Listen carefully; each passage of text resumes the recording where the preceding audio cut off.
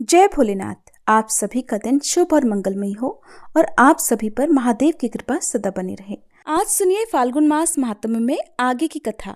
श्री मार्कंडेय जी कहते हैं, हे युधिष्ठिर, नर्मदा के उत्तर अनंतपुर नामक एक स्थान है जहाँ सब पापों का हरण करने वाला अनंत सिद्धि नामक लिंग है। उस अनंतपुर में ही वैश्रवण तीर्थ, कौबेर तीर्थ, घनद तीर्थ, मणिभद्र तीर्थ और यज्ञ तीर्थ हैं, जो परम पवित्र, सर्वलोक प्रसिद्ध, मनोवांछित फल देने वाले और मोक्षदायक हैं। वही ऋषियों के पवित्र आश्रम भी हैं, जो सर्वदेवमय और शुभ हैं। वहाँ सावर्णी, कौशिक, अघमर्षण, शाकल्य, कुशाकर्ण्य, शरभंग, अग्निगर्भ ये और तथा बहुत से उत्तम व्रत का पालन करने वाली महर्षि रह रहे थे, जो तपस्या करके इस नर्मदा तीर्थ के महात्म्य से स्वर्गलोक को प्राप्त हुए हैं। ऋषियों में श्रेष्ठ वाल्मीकि जी ने भी इसी तीर्थ के प्रभाव से ब्रह्म तेज से संपन्न शरीर प्राप्त किया था। इक्ष्वाकु, कुवल्याक्ष, दिलीप, नहुष, वेणु, राजा ययाति, अजपाल और है ये तथा अन्य बहुत से राजाओं ने अनंतपुर में निवास किया है। इस अनंतपुर के क्षेत्र में ही नर्मदा के तट पर जो भगवान महेश्वर निवास करते हैं, उनका विधि पूर्वक पूजन करके वे सभी राजा स्वर्गलोक को प्राप्त हुए हैं। पर्यंक पर्वत से पश्चिम जहाँ तक अनंतपुर का क्षेत्र है, वह परम शुभ है। इसके अंदर जिसकी मृत्यु होती है, वे दान धर्म से रहित हो, तब भी 14 इंद्रों के समान स्वर्गलोक में उनकी प्रतिष्ठा होती है। इसके बाद द्वीपेश्वर नामक तीर्थ है, जो व्यास तीर्थ कहलाता है। वहाँ स्नान करके मनुष्य अश्वमेध यज्ञ का फल पाता है। वह इच्छानुसार उत्तम फल देने वाला श्रेष्ठ तीर्थ है। द्वीपेश्वर में स्नान करने से जो वृषभ दान करता है, वह स्वर्णमय विमान से स्वर्गलोक में जाता है। जो मनुष्य कार्तिक के कृष्ण पक्ष की चतुर्दशी तिथि को उपवास करके इंद्रियों को संयम में रखते हुए वहां भगवान शिव को स्नान कराता है, वह सब पापों से मुक्त होकर रुद्रलोक में सम्मानित होता है।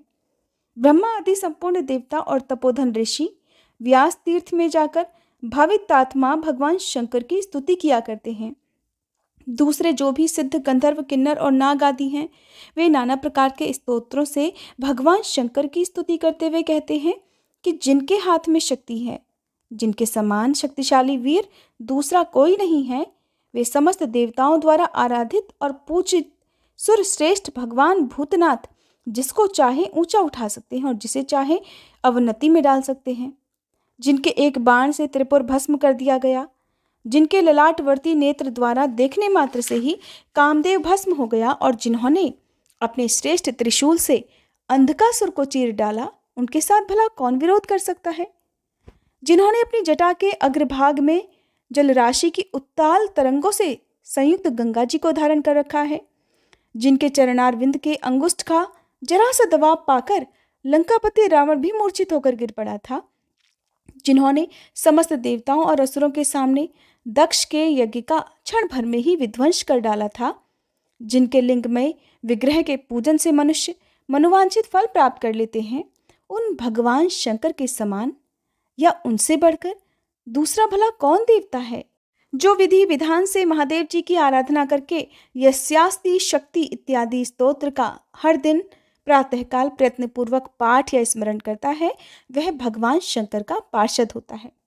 जो इस स्तोत्र का महादेव जी के समीप पाठ करता है, उसके ऊपर व्यासेश्वर शिव जी तथा नर्मदा जी दोनों ही प्रसन्न हो जाते हैं। इसके बाद उत्तम व्रत का पालन करने वाले मुनियों और व्यास जी ने नर्मदा तट पर पितरों का श्राद्ध किया। यहाँ श्राद्ध करने से पितृगण 12 वर्षों तक तृप्त रहते हैं। श्री मार्कंडेय जी कहते हैं, हे राजन, व्यास तीर्थ के अलावा एक दूसरा परम पुण्यमय तीर्थ भी है, जो सब पापों का नाश करने वाला है। वहाँ अश्वमेध यज्ञ से प्रकट हुई वरांगना नदी बहती है। वहाँ नर्मदा और वरांगना के संगम में स्नान करने से अश्वमेध यज्ञ का फल मिलता है। स्त्री हो या पुरुष, सभी वहाँ स्नान करने से रोग मुक्त हो जाते हैं। त्रिपुरी के पूर्व भाग में दक्षिण दिशा की ओर सभी लोगों पर कृपा करने के लिए भगवान शंकर विराजमान हैं, इसलिए विद्वान पुरुष उसे शिव क्षेत्र कहते हैं। सूर्य ग्रहण के समय इस शिव क्षेत्र को कुरुक्षेत्र के समान बताया गया है। कुरुक्षेत्र में 85 तीर्थ हैं और यहाँ पर भी उतने ही हैं। इस क्षेत्र में देवेश्वर भगवान मधुसूदन भी उत्पालवर्त नाम से निवास करते हैं, जिनके सहस्त्रों मस्तक हैं। भगवान श्री हरि, महादेव जी और तीसरी नर्मदा नदी, ये तीनों इस क्षेत्र के परम आराध्य देवता हैं। राजन, इंद्र आदि देवता भी नर्मदा नदी की महिमा का क्या वर्णन कर सकते हैं? कभी नहीं कर सकते। वहां स्नान करने से मनुष्य का फिर इस संसार में दोबारा जन्म नहीं होता। उक्त स्थान में देवदेव महादेव के पूजन से मनुष्य गणपति पद को प्राप्त होता है। उस तीर्थ में प्रकट हुए शंख चक्र गदाधारी भगवान विष्णु की ब्रह्मा इंद्र आदि देवताओं द्वारा उपासना की जाती है। श्री विष्णु के क्षेत्र में मृत्यु को प्राप्त हुए कीट पतंगे आदि भी हरिधाम को चले जाते हैं। मनुष्य अपने वश में हो या दूसरों के वश में, जो संगम तीर्थ में अपने प्राणों का त्याग करता है वह 10,000 वर्षों तक विद्याधर लोक में राजा हो जाता है। हे युधिष्ठिर, जो यहाँ तिल और जल से पितरों का तर्पण और उन्हें पिंडदान करता है, उसके पितर तृप्त होकर परम गति को प्राप्त होते हैं। एकादशी को निराहार रहकर गंध और पुष्पों से भगवान विष्णु का पूजन करें। रात में जागरण करके दीप जलाए। फिर द्वादशी को पंचगव्य लेकर हविष्यान्न से पारण करे। पारण के पहले ब्राह्मणों को भोजन कराकर दक्षिणा दे। जो मनुष्य पवित्र और एकाग्र चित्त होकर उस क्षेत्र में ओम नमो भगवते वासुदेवाय इस द्वादशाक्षर मंत्र का जप करता है, वो फिर गर्भ में नहीं आता और ना उसका कभी जन्म ही होता है। वो अपने अनेक जन्मों के भयंकर पापों को भी उसी प्रकार तत्काल भस्म कर देता है जैसे आग रुई के ढेर और सूखी लकड़ियों को जला डालती है। राजन, इसके बाद नर्मदा के उत्तर तट पर परम उत्तम कपिला तीर्थ है, जो सब पापों को हरने वाला है। पुरुष हो या स्त्रियां, अगर वे जितेंद्रिय होकर अर्थात अपनी इंद्रियों को वश में करके उस तीर्थ में स्नान करने के बाद देवताओं और पितरों का तर्पण करते हैं तो तीनों ऋणों से मुक्त हो जाते हैं। उस तीर्थ में ब्राह्मणों को भोजन कराकर मनुष्य परम गति को प्राप्त होता है। उसके बाद नर्मदा के उत्तर तट पर त्रिपुरी नाम से विख्यात एक उत्तम तीर्थ है, जो तीनों लोकों में विख्यात है। हे राजन, वहाँ 1.25 लाख तीर्थों का निवास है। उस तीर्थ में 108 स्वयंभू शिवलिंग विद्यमान है।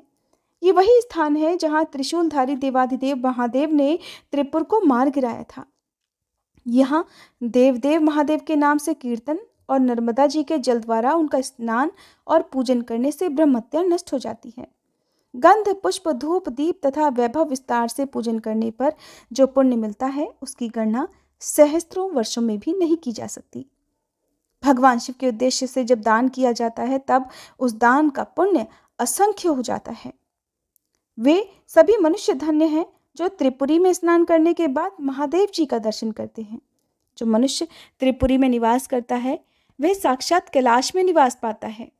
जो इच्छा से या अनिच्छा से भी त्रिपुरी में अपने प्राणों का त्याग करता है वह विमान द्वारा महादेव जी के परम धाम में जाकर वहाँ के दिव्य विभव का उपभोग करता है। वहाँ देवेश्वर त्रिपुरारी शिव 33 कोटि प्रसिद्ध देवताओं के साथ निवास करते हैं, इसलिए त्रिपुरी क्षेत्र को शिव क्षेत्र कहा गया है। उसकी लंबाई चौड़ाई 2 कोस की है। इस बीच में जिनकी मृत्यु होती है वे शुभ गति को प्राप्त होते हैं। यहीं पर सब सिद्धियों को देने वाले गोकर्ण महादेव, वटेश्वर, सिद्धलिंग, सुरेश्वर, अनंगेश्वर, वामदेव, कपाल मोचन, ब्रह्मेश्वर, अमरेश्वर, यज्ञेश्वर, अग्निगर्भ, गायत्रलिंग, सावित्रीलिंग तथा रोहिणी तीर्थ आदि हैं। विष्णु, मरीचि, मैत्रेय, विभांडपुत्र, ऋष्यशृंग, तपस्वी शौनक तथा उग्र तपस्वी दुर्वासा आदि 50,000 सिद्ध त्रिपुरी में निवास करते हैं। इस पुरी की स्तुति तो सहस्त्रों वर्षों में भी नहीं की जा सकती। जिसमें कपिल मुनि का अवतार हुआ था वह काल संज्ञक स्वयंभू मनवंतर प्राप्त होने पर अयोध्यापुरी में महायशस्वी मनु नामक एक चक्रवर्ती राजा हुए थे। उनका जन्म सूर्यवंश में हुआ था। उन्होंने भगवान शंकर और श्री विष्णु की आराधना करके अयोध्यापुरी को प्राप्त किया था। जैसे कुबेर की अलकापुरी विख्यात है और जिस प्रकार देवराज इंद्र की अमरावती पुरी बड़ी मनोहर है, अयोध्या भी वैसे ही बड़ी शोभा संपन्न थी। वहां रहकर महाराज मनु 7 द्वीप, 9 खंड तथा पर्वत, वन और काननों सहित समस्त पृथ्वी का पालन किया करते थे। एक दिन पूर्णिमा को 1 पहर रात बीत जाने के बाद राजा के कानों में आकाश में विचरने वाले विमानों की घंटियों का शब्द सुनाई पड़ा। उनमें संगीत और वाद्य की ध्वनि भी हो रही थी। ये देखकर और सुनकर राजा को बड़ी हैरानी हुई।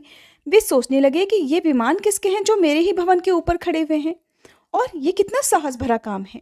ऐसा भला कौन कर सकता है। इस प्रकार सोच विचार में पड़े हुए राजा की वह रात बीत गई। सूर्योदय होने पर नित्य कर्म का अनुष्ठान पूरा करके राजर्षि मनु ने वशिष्ठ मुनि से कहा कि महामुने, ये मेरे महल के ऊपर किसके विमान है और ये किस कर्म के फल से या किस किस दान और नियम के पालन से प्राप्त होते हैं? क्षत्रिय वंश में उत्पन्न होकर जो पृथ्वी का शासन करता है वह यज्ञों का अनुष्ठान करके माता और पिता के कुल को स्वर्गलोक में पहुंचाता है। वास्तव में तो उसी राजा का जन्म लेना सार्थक है जिसके शासन में इस भूमंडल पर किसी प्रकार का कोई पाप कर्म नहीं हो पाता। दूसरे लोग तो केवल माता पिता को क्लेश देने के लिए, दुख देने के लिए ही उनके पुत्र रूप से जन्म ग्रहण करते हैं। राजा मनु के ऐसा कहने पर वशिष्ठ जी कहने लगे, महाभाग, पुराण और वेदों से बाहर जो कर्म किया जाता है उसकी साधु पुरुष कभी प्रशंसा नहीं करते, क्योंकि उसके द्वारा धर्म की हानि होती है। नर्मदा के तट पर त्रिपुरी नाम से विख्यात एक तीर्थ है। वहां जिन लोगों ने यज्ञदान और होम आदि सत्कर्म किए हैं उन्हीं के विमान महल के ऊपर खड़े हुए थे। महाराज, एकमात्र नर्मदा देवी ही ऐसी हैं जिन्होंने समस्त पापियों और दुराचारियों को स्वर्गलोक में पहुंचाया है।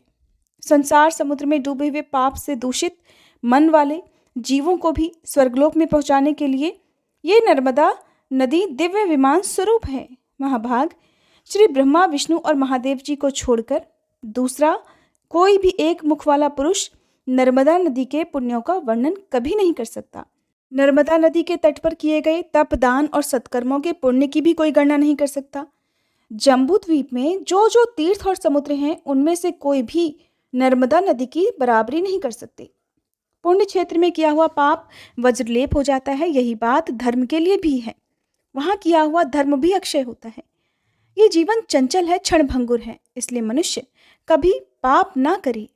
राजा मनु ने नर्मदा जी के सुयश का वर्णन सुनकर अपने मंत्रियों, सदस्यों और सेवकों को भी आज्ञा दी कि तुम सब लोग राजकीय सामग्री लेकर शीघ्र ही नर्मदा की यात्रा करो। इस काम में बिल्कुल भी देर नहीं होनी चाहिए। फिर राजा वेदवेत्ता ब्राह्मणों के साथ देव दानव वंदित त्रिपुरी पुरी को गए।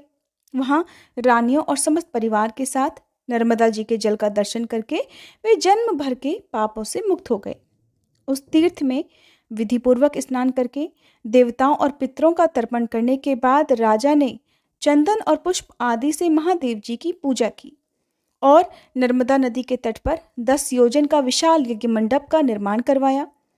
उत्तम व्रत का पालन करने वाले, यज्ञ कर्म में कुशल, चारों विद्याओं के ज्ञाता तथा वेदज्ञ महर्षि और ब्राह्मण उस यज्ञ के लिए आमंत्रित किए गए। जैसे पुष्कर तीर्थ ब्रह्मा, विष्णु और शिवजी इन तीनों देवताओं का स्वरूप है, ठीक उसी प्रकार ये त्रिपुरी तीर्थ भी है। वहां राजा ने परमोत्तम अश्वमेध यज्ञ प्रारंभ किया। उस यज्ञ में संपूर्ण देवताओं का आह्वान किया गया।